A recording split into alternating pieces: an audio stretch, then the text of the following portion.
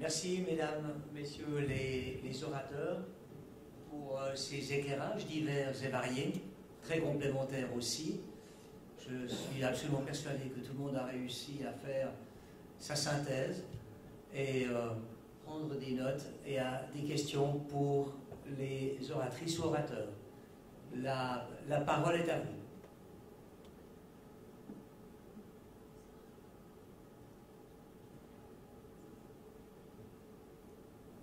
Qui souhaite lancer le débat? C'est toujours le premier qui est le plus difficile, n'est-ce pas? Est-ce que les premiers orateurs, par rapport à ce qui a été dit, José, par rapport à les quelques commentaires de Lorenzo sur les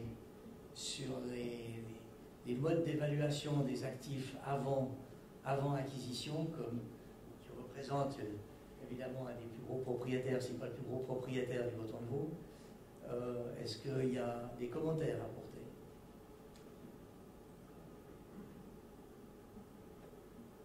Oui. Alors, je dirais on peut tout à fait partager. Il est clair qu'après, il ne faut pas mettre tous les institutionnels dans le même bain non plus, hein, par rapport à leur analyse. Il y a institutionnel, il y a aussi des non-institutionnels qui peuvent être des fonds, aussi immobiliers. Il ne faut peut-être pas confondre, je dirais, l'ensemble.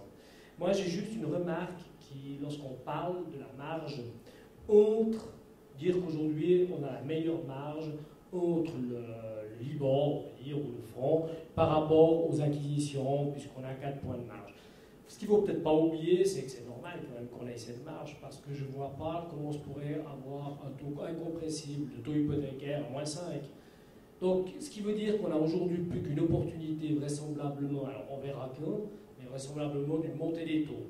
Donc si on ne garde pas une marge aujourd'hui qui est au minimum de 4 et qui à mon avis est encore basse par rapport à une vision moyen et long terme, comment est-ce qu'on va faire pour faire évoluer ce patrimoine immobilier qu'aujourd'hui on a, et conjoncturellement si on parle ici, on a quand même des loyers chers.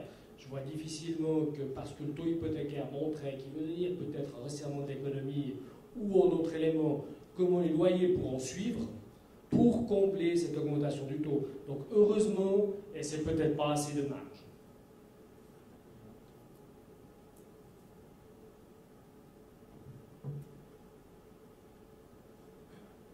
Question? Ok, alors je vais continuer mes petites... Ah, il y en avait une, pardon. Bravo de vous lancer. Merci. Philippe Esseva, UBS. J'ai entendu M. Pedrazzini qui disait qu'avec des taux inférieurs à 3%, toutes les méthodes d'analyse financière ne valaient plus rien. J'aimerais en fait avoir son sentiment par rapport à une méthode d'analyse qui s'appelle la barre verte, que vous connaissez certainement, qui a été développée par le Dr Firtz. Même avec un taux de 3%, on peut quand même calculer une valeur financière, une valeur économique d'un bien d'exploitation par exemple.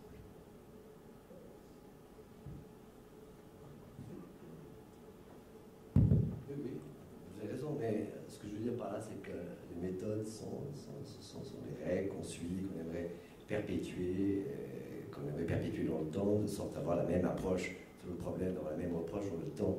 C'est ce que demandent les règles IFRS, qu'on ne change pas de méthodologie. La barre verte n'est rien d'autre, quelque part, l'observation aussi statistique, je ne connais pas la matrice, la modélisation, n'est-ce pas? Ce que je veux dire, c'est que, je ne vais pas m'emmerder avec ça, mais l'actualisation des flux. Voilà, pour l'analyse financière en bourse, hein, le même problème. Demande qu'on puisse anticiper une valeur finale. Sinon, le calcul, l'équation ne marche pas. Il y a un début, j'achète, moi, puis il y a une fin. Je perds ou je gagne. On est obligé.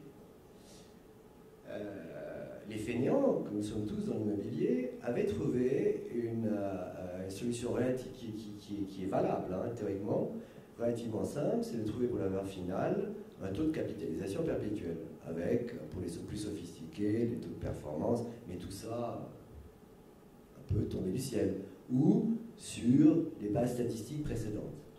Bon, taux d'actualisation aujourd'hui, si on suit les règles, on actualise à 3%. La valeur finale, si on capitalise et on prend par exemple la valeur moyenne des 20 dernières années, des obligations de la Confédération, les taux hypothécaires, etc. Et quoi qu'il arrive, supérieur au taux d'actualisation. Ce qui veut dire que ce qu'on achète aujourd'hui ne peut, dans le calcul de cash flow, que perdre de la valeur dans le temps. Ça ne marche pas. Non, ça ne marche pas. Et là, le gros problème qui se pose, ça peut être pour les caisses de pension. Petite incise, je ne parlais pas des caisses de pension, mais des assurances. J'espère bien que les caisses de pension ne font pas ça, c'est une retraite. Mais pour les caisses de pension, ça peut être un problème actuariel en termes de prévision, de dépréciation. Qui investit en décrivant et calculant que l'actif perd sa valeur dans le temps? Je veux dire, bon, pas beaucoup de monde. Et c'est ça que je voulais dire. Donc, quand les taux d'intérêt ne valent rien, nominalement, pourcent, etc., c'était ça le sens de mon propos, c'est que la base de risque de l'économie n'existe plus. Voilà. Ça veut dire qu'il ne faut pas l'utiliser. Alors la question qu'il faudrait savoir, qu'est-ce qu'il faut faire à la place? C'est le thème d'un séminaire, actuellement.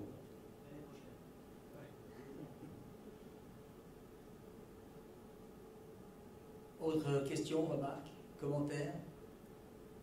Sinon, je m'adresse à M. Nico, vous avez une vision quand même assez large du marché immobilier roman et notamment du bassin lémanique. On l'a souvent évoqué, beaucoup d'orateurs l'ont évoqué, donc il y a des différences évidemment très notables dans le domaine de l'immobilier d'activité. Si on prend spécifiquement, mettons, deux secteurs, c'est-à-dire le secteur de bureaux et peut-être le secteur industriel, comment voyez-vous le développement de ce secteur, notamment dans le bassin lémanique?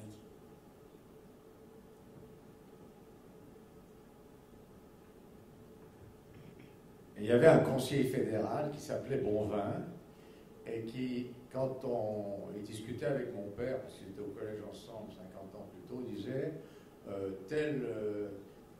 tel tunnel va coûter tant de milliards, mais l'économie va tellement se développer que ça ne posera aucun problème. Alors, on peut répondre de la même manière aujourd'hui. Sauf que l'économie a ses limites et que le seul et le vrai problème d'un professionnel, c'est de savoir viser en permanence à 300 mètres dans le 10. Et quand il vise 100 fois sur 100 dans le 10 ou une fois sur le 9, il se porte très très bien, ses clients se portent très bien, l'économie se porte très bien, les locataires se portent bien, tout le monde se porte très bien, les impôts aussi d'ailleurs. Et puis quand on fait n'importe quoi, ou que n'importe qui fait n'importe quoi, puis qu'on tire en dehors de la cible, ben rien ne va plus. Or, il est vrai que dans le métier, il y a un peu de tout.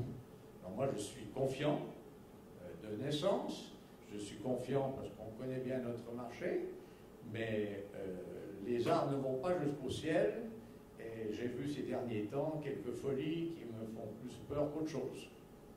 Ceci étant, l'économie est saine, les taux sont bas, la démographie est positive, et on a un bassin lémanique particulièrement dynamique, à un tel point que même les Suisses allemands nous critiquent en disant qu'on est mauvais parce qu'ils sont jaloux. Voilà. Je vois que tout le monde dit la belle parole. Autre question? Les panélistes? Donc, si ce n'est pas le cas, je vous remercie infiniment d'avoir été parmi nous aujourd'hui.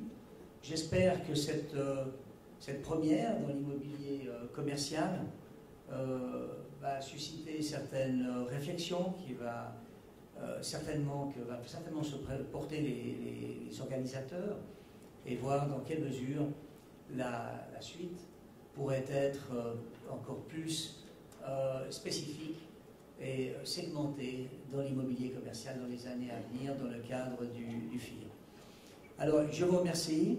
Et pour celles et ceux qui se sont inscrits pour les ateliers, eh bien, je vous revois dans un tout petit moment, vers 4 heures. Voilà, merci et bonne fin de salon.